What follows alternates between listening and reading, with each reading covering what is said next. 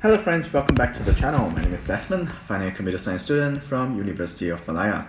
In this video, we will talk about assembly language.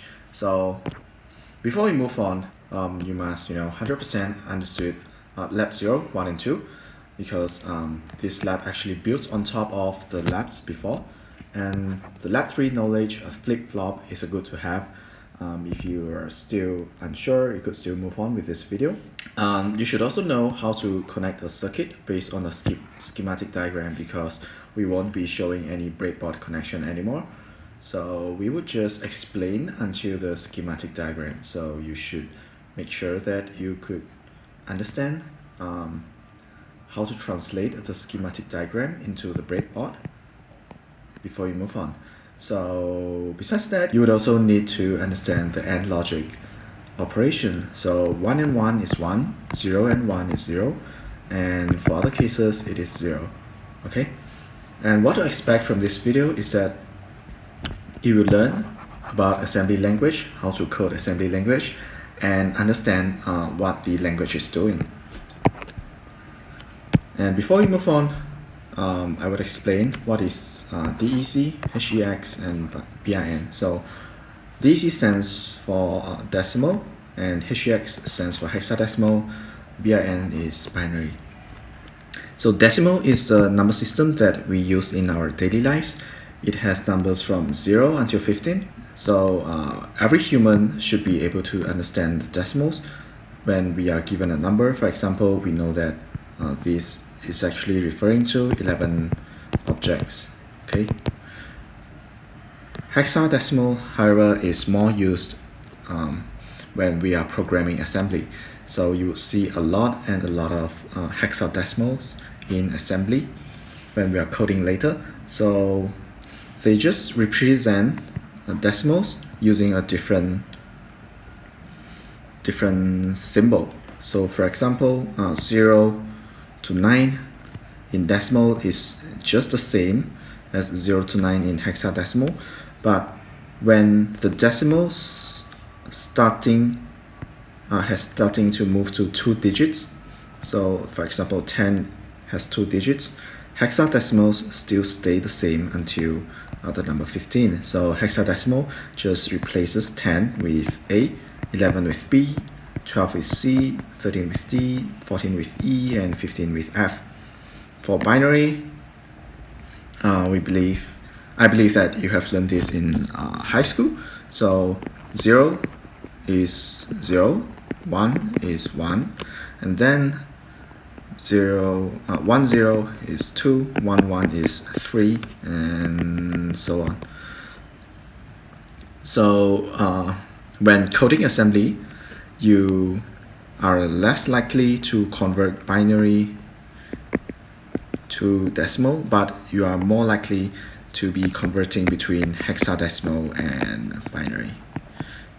So these two columns over here is used a lot in assembly language. So usually we would put hexadecimal. For example, we put A in the code, and we should mentally know that this A is actually referring to 1010 in binary. So decimal is actually a base 10 numeric system, and hexadecimal is base 16 because it goes until it has 16 numbers before it add on a digit. Okay, and binary is a base 2 system. Now this is the 8051 MCU, 8051 MCU. So this is the micro chip controller that we will be using.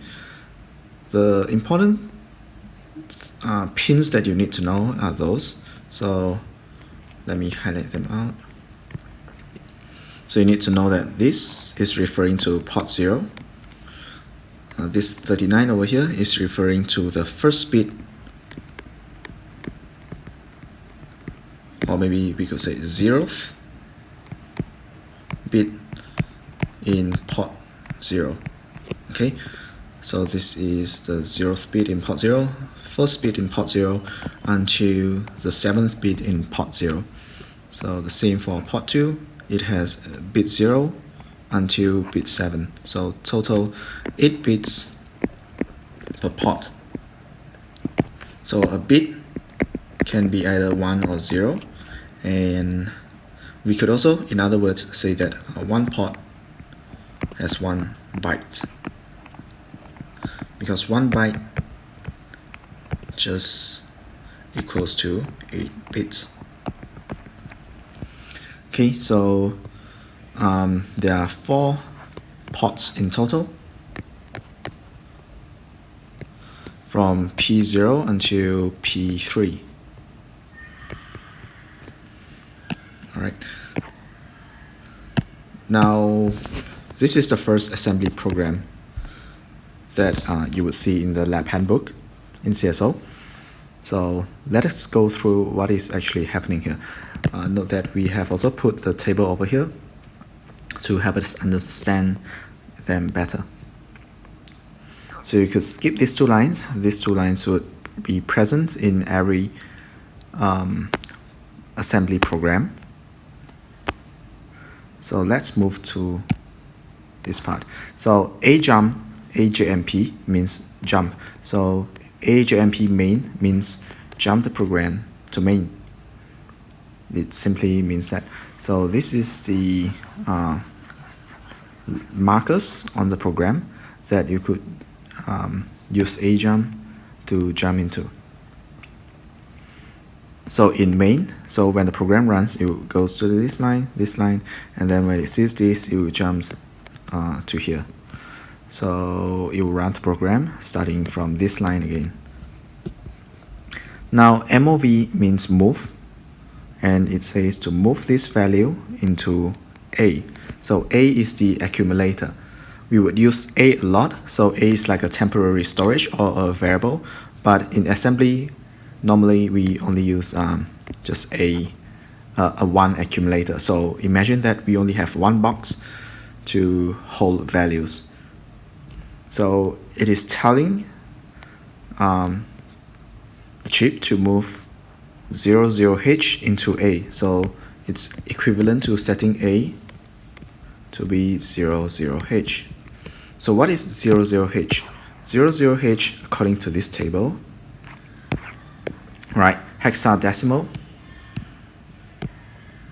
Hexadecimal 0 is equals to 0000 in binary. Okay, so actually what we are telling the program to do is setting all the bits in A to be 00. So it's actually equivalent to 0000, 0000, setting A like this. Besides using this H, so this H stands for hexadecimal. You could also use B if you put 0, 0000, 0000 B at the end. So you could replace this entire thing with this. It will just mean the same in the program. And after we put all zeros to A, this will tell the program or the chip to set the second line in this main. We will set A into P1. So now we are telling the program to set P1 as the output pin, output port.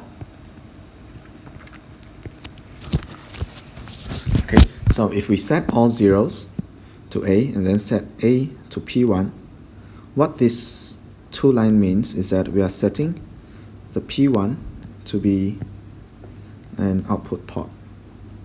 So just bear this in mind. If we want to set it to input port, we need to set, well, for input port, it will set all ones. So 1 1 1 1,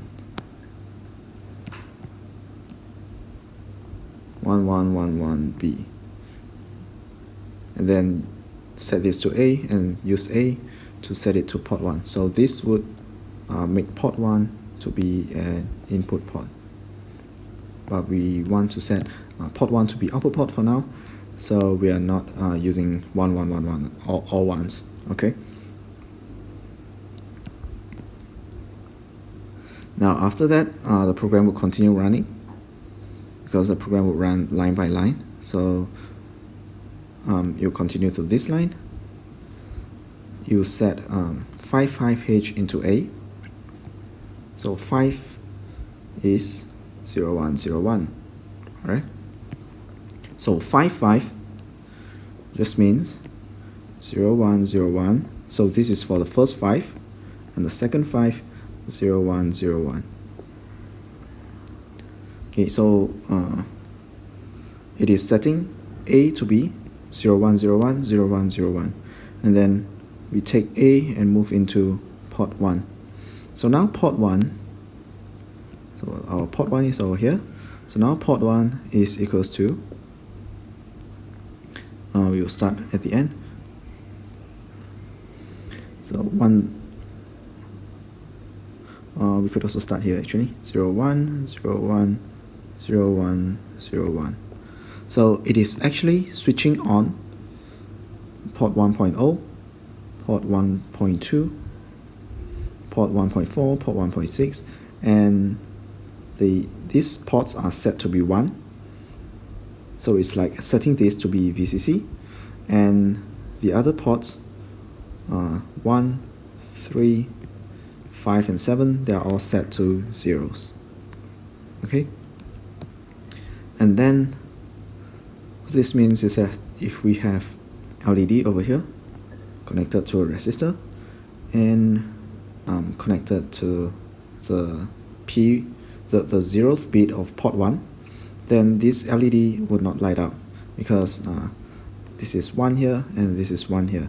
So if both sides is 1, then there will be no current that flows through. Okay, so let me give you another example. If we connect another LED, so this is VCC, this arrow stands for VCC, and we connect that to port 2, the first bit of port 1, which has a 0 value. So this is 1, this is 0, then the current would flow through because there's a potential difference. So that means this LED would light up and this won't. Okay, so what this program is doing over here is to set port 1 to be equals to 0, 1, 0, 1, 0, 1, 0, 1.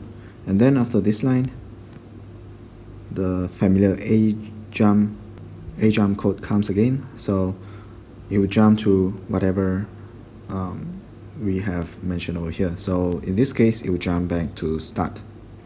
So you start this line again, set this to A, and set A to port 1, and just keep looping, and it would never end.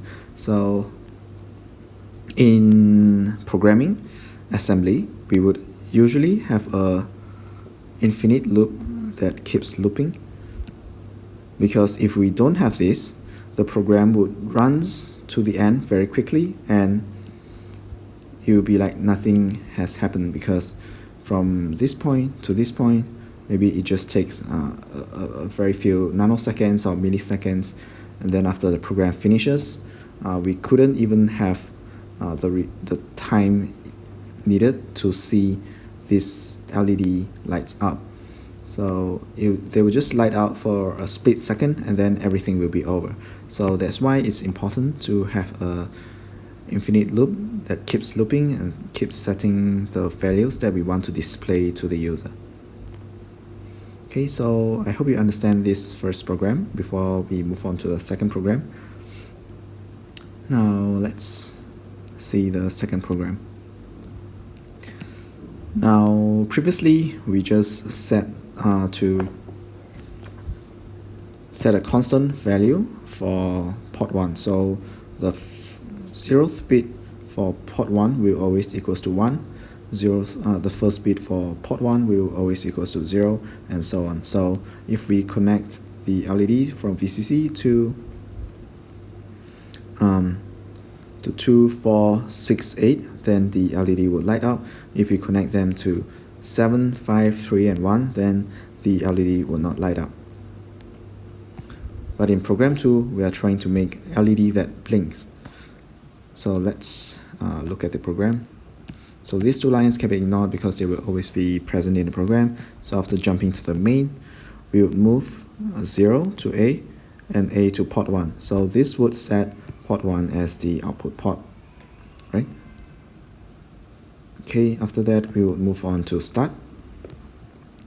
Now we would move 01H. So 01H is actually 0000 0001.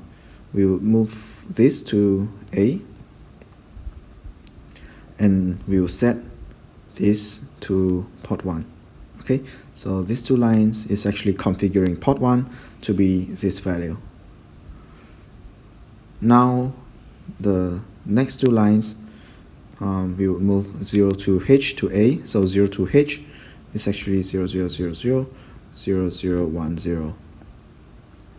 So 2 in hexadecimal is actually 0010. So if you forgot, you could look at this table over here. So 2 in hexadecimal is actually equals to 0010. So we would also set port 1 to be equals to this 0000 0010, and then we jump back to start. Okay, so what this is doing is actually setting port 1 to this value, and then to this value, and to this value again, to this value again. So it keeps alternating the value of port 1. And let's have a look at the schematic diagram. So what we need to see is the part over here. Okay, and let's match them to the values, this value and this value. So at first we set port 1 to be equals to zeros for all the bit except the 0th bit. So this is the 0th bit. It is set to 1 and other ports are all 0. Other bits are all zeros. So in this case, this LED will light up because VCC is 1, and when there's a potential difference between 1 and 0, then this LED will light up and this LED won't light up. Next step, we are setting port 1, we're changing the values of port 1 to have 0 in the 0th bit and 1 in the first bit and 0 for all the other bits. So now if this is connected to 1 in the previous case, this would light up and this one light up. So it is just alternating two LEDs to blink one after another. But if you try to run this program, if you try to code this out and upload this code to your microchip, and you connect the schematic diagram like this, what you will see is that both LEDs seem to be lighting up. You could not actually observe them blinking one after another because the program just runs too fast. So this part of here just runs too fast that it is almost invisible to the human eye that these two are actually blinking one after another. So how can we solve this problem? So now we would move on to the third program. So in the third program, we are adding a delay after we set 0000 0001 to port 1, and then after the delay, only then we will set the port 1 to be 0000 0010. And then after that, we would call another delay again before we jump back to start. So now what would happen is that this LED will light up first and then wait for some time. So this time is actually defined over here. We would go to that after this.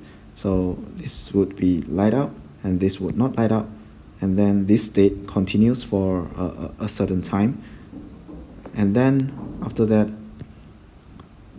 after this, right after the delay, this program, these two codes over here would set this to light up and this to be off, and then it will continue for another time again before it goes back to this light up and this close.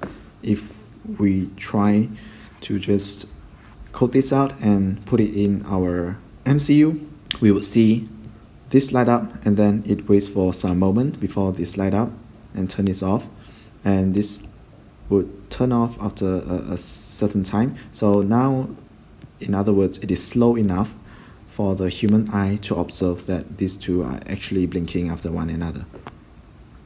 So let me explain a little bit about the ACALL delay and this delay subroutine. So these red boxes are just the additional codes that is added to the second program. Okay, so the second program doesn't have these red boxes, the code in these red boxes over here. So in the delay subroutine, what this bunch of codes is actually doing is that we have R1 and R2. So R1 and R2 are two separate registers.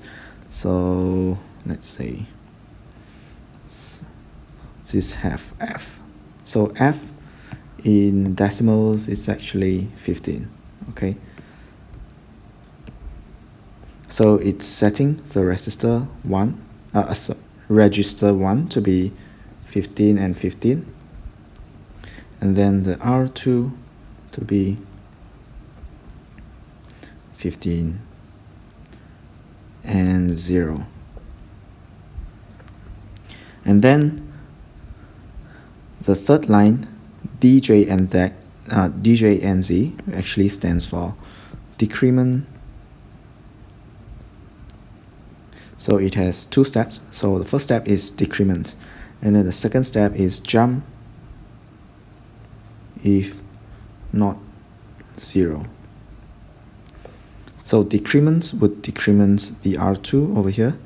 So R2 would decrement, so in this case it would be 14, and then this would be 15. Then after decrement, it would check if now is 15 equals to 0? Obviously not. So if it's not, then I would jump back to delay 2, which is over here, and run this line of code again. So now I will decrement again, becomes 14. And then I will check again if 14 is equals to 0. So obviously not again. So it goes back to delay 2, goes over here. So basically it's just counting down until 0, and this part until 0. So it's counting down until both of them are zeros. If both of them are zeros, only then it will move on to the next line. In the next line, we are comparing this. So now we are decrementing this to be 14, decrement 1, and then we compare this register if it is equal to 0. If not, you jump back up here again, right? Then it will you jump to here, then it will set this to be 15 again. And this line over here, of course, it will keep decrementing until 0. After that, it will cut this by 1, and then goes back to here, set this at 15 again, and then count down from 15 until 0, and then just it's like a nested loop, keep looping until R1 becomes 0. So this delay function is actually a countdown function. So you could, if your program is running too slowly, you could actually change these two values to be a smaller number so that your program runs faster. You could also change this to be FF, so it has a bigger value and your program would run slower. So that is it for the third program. We just add one delay subroutine. We just call this subroutine over here. So when this entire thing has finished, when R1 is finally 0, it would return back over here and run the next few lines. So this delay subroutine is very important. Maybe you don't have to 100% understand this thing. You could just call it and work, but it's good to know what it's actually doing. Okay, so thanks so much for watching. That is for lab 4 and 5, hopefully you get this alternating blinking LED working.